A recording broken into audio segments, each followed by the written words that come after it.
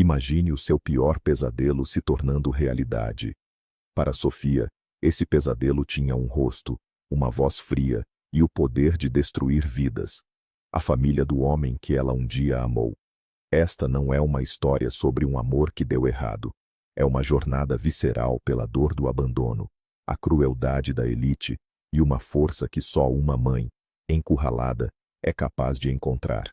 Prepare-se, pois o que você está prestes a ouvir vai te deixar sem fôlego e questionando até onde a maldade humana pode chegar. A verdade sempre aparece, às vezes, da forma mais inesperada e devastadora possível. Sofia era uma órfã, criada em um lar para crianças na periferia de São Paulo. Sua vida foi uma batalha constante, mas ela venceu. Com uma bolsa de estudos, cursava enfermagem sonhando com uma estabilidade que nunca teve. Foi no hospital onde trabalhava que conheceu Marco Aurélio, um jovem de olhos brilhantes e sorriso fácil. Ele era o herdeiro de um império imobiliário, um mundo de luxo e privilégios que Sofia só via nos filmes. A paixão foi avassaladora, e contra tudo e todos, eles se casaram. A matriarca da família, Vitória Vasconcelos, uma mulher de aço com um olhar cortante, nunca aceitou a união. Para ela, Sofia não passava de uma alpinista social. O conflito estava plantado, e a notícia de que Sofia esperava não um, mas 3 herdeiros, foi a faísca que incendiou tudo. O ar frio da noite paulistana arrepiava a pele de Sofia, mas não era nada comparado ao gelo em sua alma. O vestido de noiva, um modelo caríssimo escolhido por Vitória, parecia uma armadura que a sufocava. A festa acontecia em um salão opulento no bairro dos Jardins. Lustres de cristal derramavam uma luz dourada sobre convidados que ela não conhecia, cujos sorrisos pareciam falsos e os olhares julgadores. Sua barriga de 6 meses, já proeminente com os trigêmeos, era o centro das atenções, dos sussurros maldosos. Ela se sentia um troféu bizarro em exposição. Decidiu ir ao toalete, precisando de um momento para respirar, para se lembrar de quem era. Ao passar por um corredor, ouviu a voz de sua sogra, nítida e venenosa, conversando com uma amiga. Ângela, querida, nem sei como vou superar este circo. Meu Marco tão ingênuo me aparece com essa órfã, e ainda por cima grávida de 3. Sabe-se lá de quem são essas crianças. Uma golpista, é o que ela é. Fez de tudo para garantir o visto para a nossa vida. Mas eu vou dar um jeito nisso. Cada palavra de Vitória foi como uma facada no coração de Sofia. O ar lhe faltou. A náusea subiu pela garganta. Ela se apoiou na parede fria, sentindo o mundo girar. A imagem de si mesma, a menina do orfanato que sonhava em ser amada, se desfez em 1000 pedaços. Ela não era uma noiva. Era um problema a ser resolvido. Com um esforço sobre-humano, ela pigarreou alto. Vitória se virou, o susto passando por seus olhos antes de ser substituído por um sorriso açucarado, falso. Sofia, querida, você está pálida. Aconteceu alguma coisa? Acho que essa festa toda foi demais para você. No seu estado, vou mandar o motorista te levar para casa, meu bem. Descanse. Nós cuidamos de tudo por aqui. A hipocrisia era tão espessa que podia ser cortada com uma faca. Sofia apenas assentiu, incapaz de formular uma palavra. Deixar a própria festa de casamento era a última humilhação, mas ficar ali seria insuportável. Ela saiu sem olhar para trás, sentindo os olhares de pena e desprezo queimando em suas costas. Em casa, na mansão fria e impessoal dos Vasconcelos, Sofia desabou em lágrimas. O choro era de dor, de raiva, de solidão. Ela esperava que Marco Aurélio notasse sua ausência, que viesse atrás dela, preocupado. Mas as horas se passaram, e o silêncio era sua única companhia. Ele só chegou de madrugada, tropeçando nos próprios pés. O cheiro de uísque caro e de um perfume feminino que não era o dela impregnava o quarto. Ele nem a viu na cama. Apenas caiu na poltrona e adormeceu, um sono pesado e indiferente. Naquele momento, Sofia entendeu a profundidade de sua solidão. Não se tratava apenas da sogra. O homem com quem ela se casou, o pai de seus filhos, era um estranho, um fantoche nas mãos da mãe. Aquele casamento não era uma união, era uma farsa. E ela era a atriz principal de uma peça trágica que mal havia começado. As semanas seguintes foram um borrão de humilhações silenciosas. Vitória controlava cada aspecto de sua vida. As refeições, os horários, até as roupas que ela podia vestir. Sofia era uma prisioneira em uma gaiola de ouro. Vitória frequentemente chamava Marco Aurélio para conversas a portas fechadas em seu escritório. Sofia não ouvia as palavras, mas via o resultado. Marco se tornava cada vez mais distante, irritadiço. Você tem certeza de que esses filhos são meus, Sofia? 3 de uma vez. Nunca tivemos isso na família. Ele disse uma noite, a dúvida plantada pela mãe florescendo em seus olhos. Sofia sentiu o chão desaparecer sob seus pés. A acusação era tão vil, tão cruel, que ela não conseguiu responder. Apenas o olhou com uma mistura de mágoa e nojo. O amor que ela sentia por ele estava morrendo, envenenado dia após dia. Um dia, Marco Aurélio chegou com as malas prontas. Preciso fazer uma viagem de negócios para o exterior.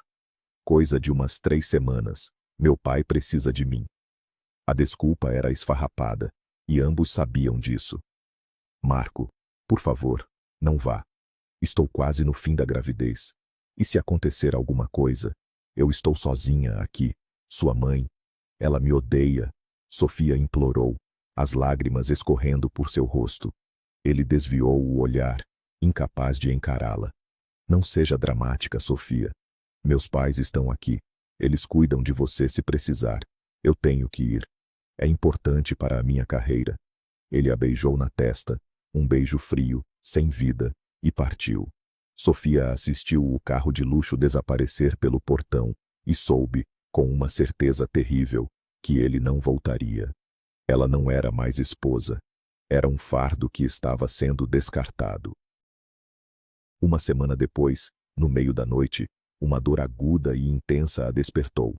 Contrações. Fortes, ritmadas, aterrorizantes. Era cedo demais. O pânico a dominou. Sozinha, ela conseguiu descer as escadas e bater na porta do quarto de Vitória. A sogra apareceu com uma expressão de puro fastio. O que é agora? Não se pode ter paz nesta casa? Vendo Sofia se contorcendo de dor, um brilho estranho passou por seus olhos. Ela chamou a ambulância, mas não demonstrou um pingo de compaixão.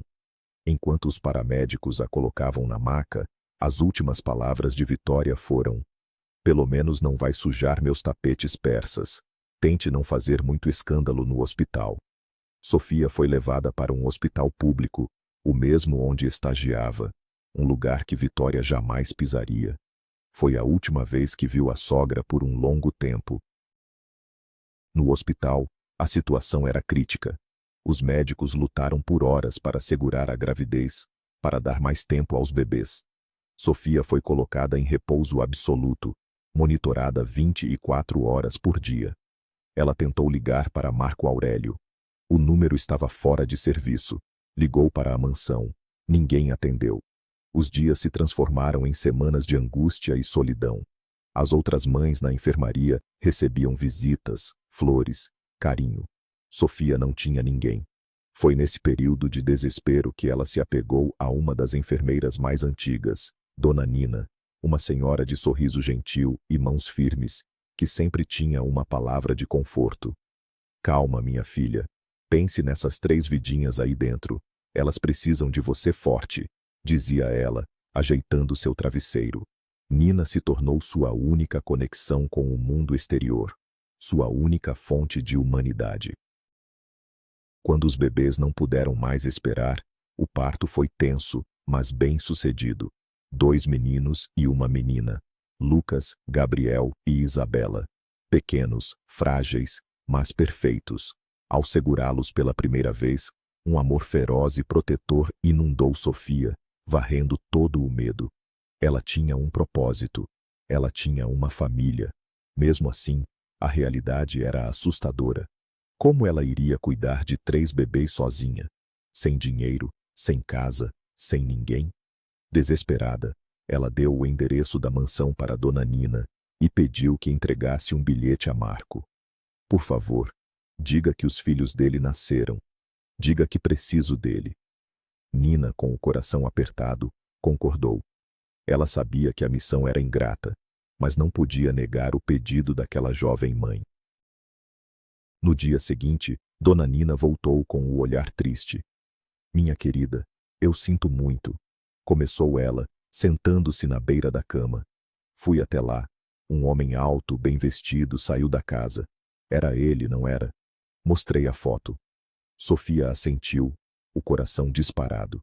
Ele olhou para o papel, olhou para a mulher loira que estava com ele no carro e me disse com todas as letras: a senhora se enganou de endereço. Eu não conheço nenhuma Sofia. Depois, ele rasgou seu bilhete e jogou no chão. A história de Nina foi o golpe final. A negação, o abandono completo. Não era só um marido covarde, era um monstro.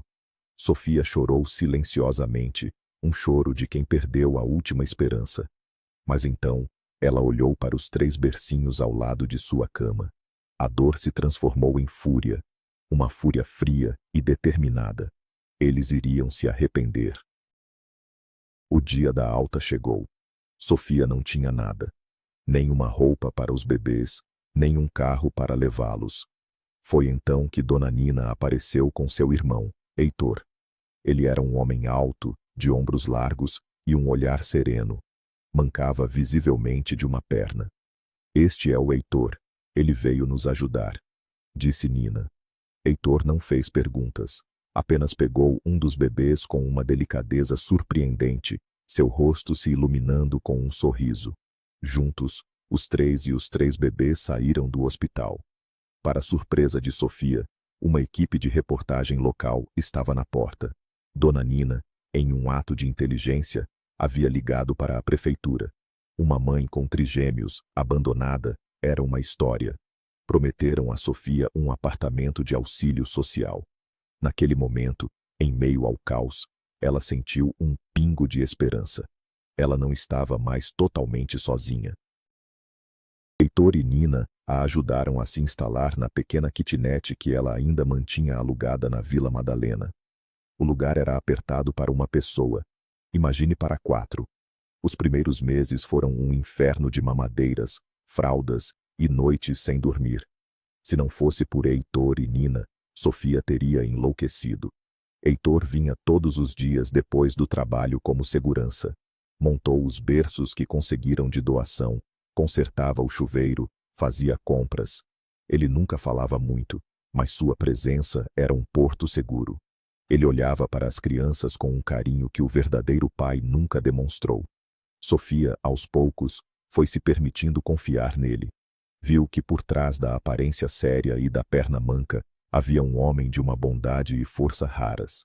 Um homem que escolheu estar ali, sem pedir nada em troca. Os anos passaram voando. A prefeitura cumpriu a promessa e Sofia conseguiu um apartamento de 3 quartos em um conjunto habitacional.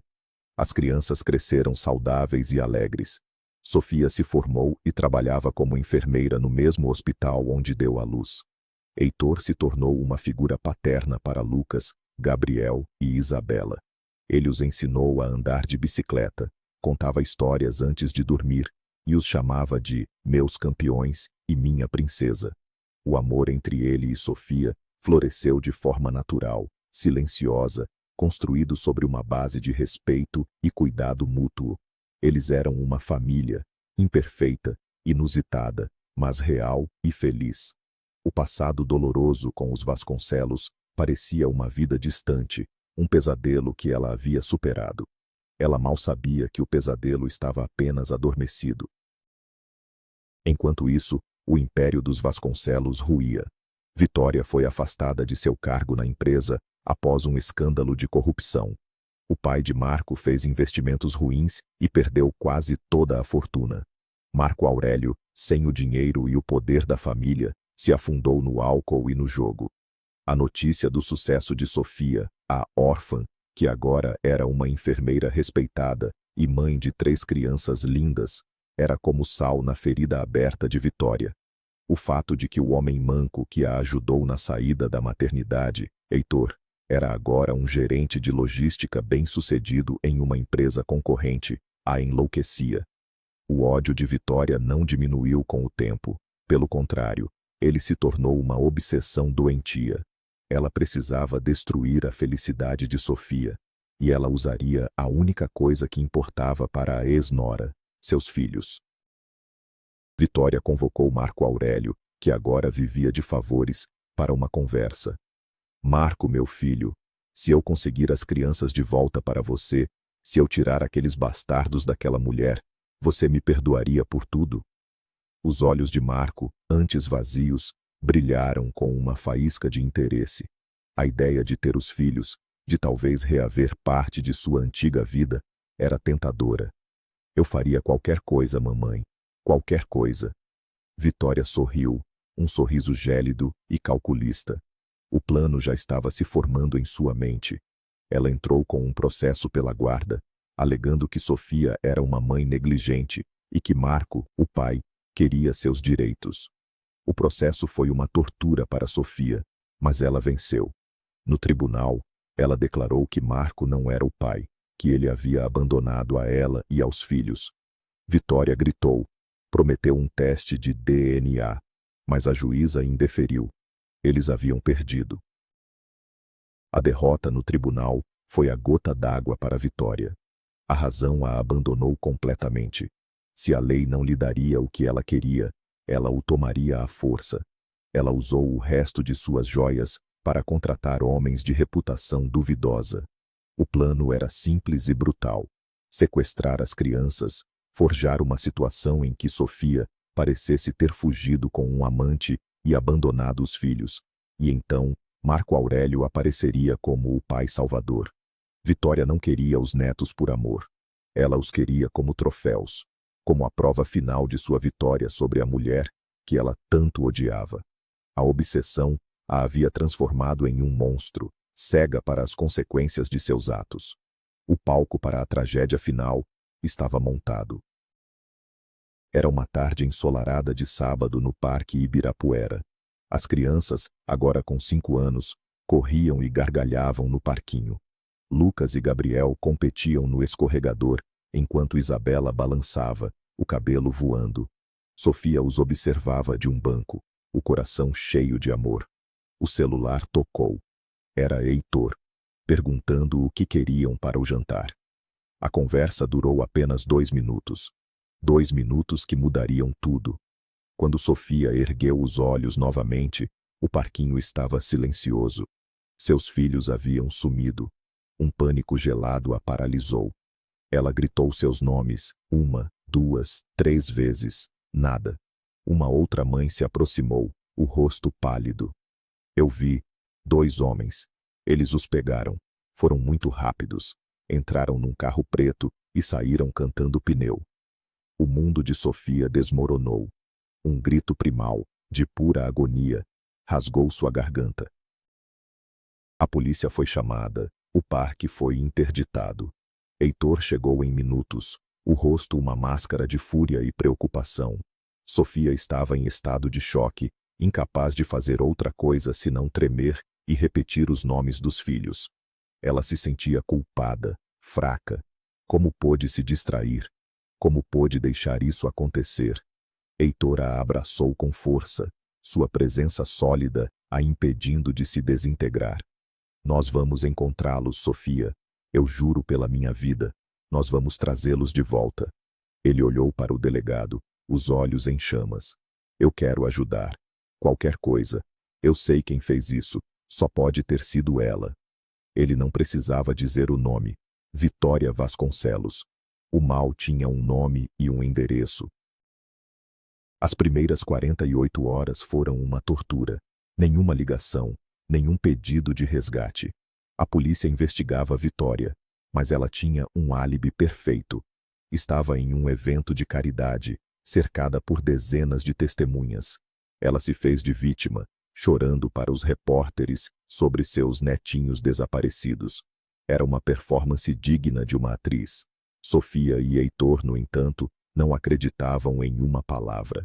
A intuição de mãe de Sofia gritava que seus filhos estavam vivos, mas com medo.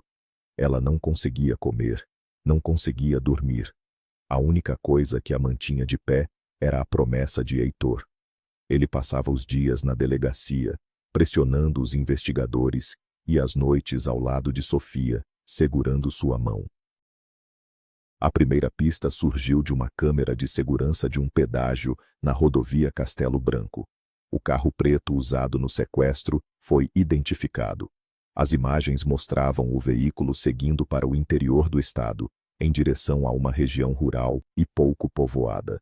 A polícia montou uma operação de busca na área, mas era como procurar uma agulha num palheiro. Sofia, no entanto, sentiu uma certeza avassaladora. Eu tenho que ir para lá, Heitor. Eu sinto que eles estão lá. Por favor, me leve. Os médicos a haviam sedado no hospital, mas ela se recusava a ficar parada. Eles precisam de mim. Uma mãe sabe. Por favor. Vendo a determinação feroz em seus olhos, Heitor não hesitou. Ele sabia que não podia detê-la. Juntos, eles seguiram o rastro do carro, movidos por uma mistura de desespero e esperança. Eles rodaram por horas por estradas de terra, mostrando fotos das crianças em cada vilarejo, em cada posto de gasolina. Ninguém tinha visto nada. A noite começou a cair, e o desespero de Heitor crescia. Ele queria voltar, tentar novamente com a luz do dia. Mas Sofia foi irredutível. Só mais um lugar, Heitor. Aquela estradinha ali, que leva para a mata. A estrada terminava em uma porteira velha, com uma pequena casa de caseiro ao lado. Um senhor de idade, com o rosto sulcado pelo sol, saiu para atendê-los. Ele ouviu a história, olhou para os olhos suplicantes de Sofia e, após um longo silêncio, disse: "Tem um sítio abandonado do outro lado do morro. Ninguém vai lá há anos. Dizem que é mal assombrado. Se querem esconder alguém, o lugar é aquele, mas é perigoso." Eles não esperaram a polícia.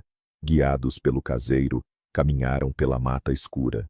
O som dos insetos era ensurdecedor. O coração de Sofia batia tão forte que parecia que ia sair pela boca. Finalmente, eles viram uma casa velha caindo aos pedaços, com uma única luz fraca brilhando em uma das janelas. O caseiro lhes disse para esperar enquanto ele se aproximava. "Eu sou da vizinhança, não vão desconfiar." Eles viram a silhueta do velho homem bater na porta. A porta se abriu. Houve uma breve conversa, e então um grito, um som de luta. Um disparo ecoou pela noite. Heitor, sem pensar duas vezes, correu em direção à casa, com Sofia logo atrás. O medo pelos filhos superava qualquer outro instinto. Heitor arrombou a porta. A cena lá dentro era caótica. Um dos sequestradores estava no chão, amarrado com um fio de luz pelo caseiro, que tinha um corte no braço. O outro sequestrador apontava uma arma para ele. Mas o que paralisou Sofia foi a visão em um canto do cômodo. Encolhidos em um colchão sujo, estavam Lucas, Gabriel e Isabela. Assustados, chorando baixo, mas vivos. Ao verem a mãe, seus rostinhos se transformaram. "Mamãe!" O grito deu a Heitor a distração que ele precisava. Ele se jogou sobre o homem armado. A luta foi breve e brutal. Sofia não esperou. Correu para os filhos, abraçando os três de uma vez, chorando, rindo, beijando cada centímetro de seus rostos. O pesadelo havia acabado. A polícia chegou e prendeu os criminosos. Na delegacia, eles não demoraram a confessar.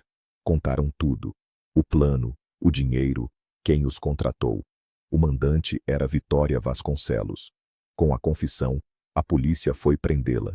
A prisão aconteceu no meio de um leilão de arte beneficente. Vitória, vestida em alta costura, foi algemada e levada na frente de toda a alta sociedade paulistana, que um dia a reverenciou. As câmeras de televisão registraram sua humilhação, seu rosto contorcido de ódio e incredulidade. Foi um escândalo que abalou a cidade. A grande dama havia caído, e a queda foi espetacular. Sua máscara de sofisticação finalmente se quebrou, revelando o monstro por baixo. Mas havia mais uma peça no quebra-cabeça. Os sequestradores mencionaram um terceiro homem, que estava com as crianças no cativeiro, mas que havia fugido quando eles chegaram. A polícia o encontrou dias depois, vivendo como um andarilho. Seu nome era Geraldo. Ele não era um criminoso. Era um homem que a vida havia quebrado. Ele contou que encontrou a casa por acaso, para se abrigar da chuva. Ouviu as crianças chorando e entendeu o que estava acontecendo. Quando um dos bandidos saiu, ele entrou, acalmou as crianças, deu-lhes um pedaço de pão que tinha na mochila e as manteve aquecidas até o resgate. Ele era o anjo da guarda anônimo que as protegeu no momento de maior terror. Sofia e Heitor fizeram questão de encontrar Geraldo. Eles o levaram para sua casa, ofereceram um banho quente, uma refeição decente e, o mais importante, gratidão. Geraldo, um homem que se considerava invisível para a sociedade, chorou ao ser tratado com dignidade. Eu só fiz o que era certo. Eu também já tive uma filha, disse ele com a voz embargada. Sofia e Heitor se olharam. Eles sabiam o que fazer. Geraldo, por que você não fica conosco? Nossa família tem espaço para mais um. E assim, o homem que salvou seus filhos se tornou o avô que eles nunca tiveram. A família, construída não pelo sangue, mas pelo amor e pela bondade, estava completa. O destino de Vitória Vasconcelos foi sombrio. Durante o julgamento, ela teve um colapso nervoso completo. Declarada insana, foi internada em uma clínica psiquiátrica de segurança máxima. Passava os dias em um estado catatônico, sussurrando o nome de Sofia, perdida para sempre na prisão de seu próprio ódio. Marco Aurélio, implicado no plano, desapareceu. Rumores diziam que ele fugiu do país para escapar de dívidas de jogo com agiotas perigosos. O nome Vasconcelos, antes sinônimo de poder, agora era sinônimo de desgraça. A justiça, de uma forma ou de outra, havia sido feita. Um ano depois. A cena é um apartamento iluminado e barulhento. O cheiro de bolo de chocolate paira no ar. Lucas, Gabriel e Isabela, agora com 6 anos, correm pela sala, rindo, enquanto Geraldo tenta, sem sucesso, contar uma história. Dona Nina está na cozinha, ajudando Sofia a colocar as velas no bolo. Heitor entra pela porta, cansado do trabalho, mas seu rosto se ilumina ao ver a cena. As crianças correm para abraçá-lo, gritando, "Pai!" Ele os ergue nos braços, beijando cada um. Sofia se aproxima e o beija. Um beijo de quem encontrou a paz, de quem sabe que o lar não é um lugar, mas as pessoas que o habitam. Naquela noite, depois que as crianças dormiram, Sofia e Heitor sentaram-se na varanda, olhando as luzes de São Paulo. A cidade que quase a engoliu agora parecia cheia de promessas. Você se lembra do dia em que saiu do hospital? Heitor perguntou baixo, a mão sobre a dela. Eu olhei para você, tão pequena e frágil, com 3 bebês nos braços, e vi a mulher mais forte que eu já conheci. Sofia sorriu, as lágrimas brotando em seus olhos, mas desta vez eram de felicidade. Eu não era forte, Heitor. Eu estava apavorada. Você, Nina, Geraldo, vocês me deram força. Vocês me mostraram que família é quem a gente escolhe para amar. Ela se aninhou nele, sentindo-se segura, completa. A jornada de Sofia foi uma prova de fogo. Ela desceu ao inferno da traição e da crueldade humana, mas emergiu mais forte, rodeada por um amor que era mais verdadeiro e poderoso do que qualquer fortuna. A história dela não era sobre a vingança contra uma família rica, mas sobre a construção de uma nova família, forjada na adversidade e cimentada pela lealdade e pela compaixão. Ela aprendeu que as piores tempestades podem, por vezes, nos levar às costas mais seguras. O seu final feliz não foi um presente do destino.